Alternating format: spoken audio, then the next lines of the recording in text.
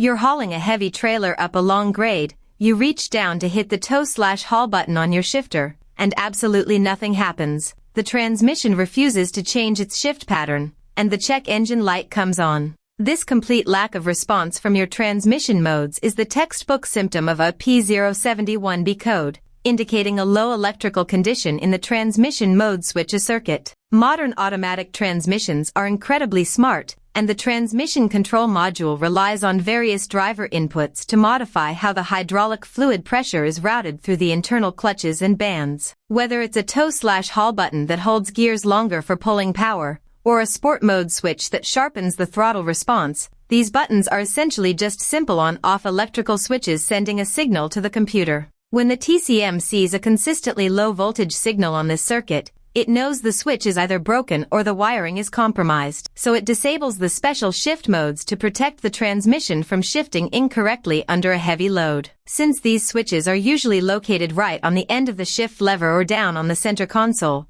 they are prime targets for getting sticky soda or coffee spilled straight into them, which corrodes the tiny copper contacts inside and ruins the connection. Before you start tearing your steering column apart, plug in a good diagnostic scanner and look at the live data stream for the transmission module. Find the data PID for that specific mode switch and watch the screen while you press the button. If the scanner doesn't register the switch changing from off to on, you know the computer isn't seeing the signal. The next step is to grab a multimeter and test the switch itself for basic continuity. You'll need to look up a wiring diagram for your specific car to find out which pins to probe. If the switch has no continuity when pressed, replacing it will get your tow/haul mode working again. But if the switch tests perfectly, you'll have to start tracing those wires back through the steering column looking for a short to ground or a frayed connection.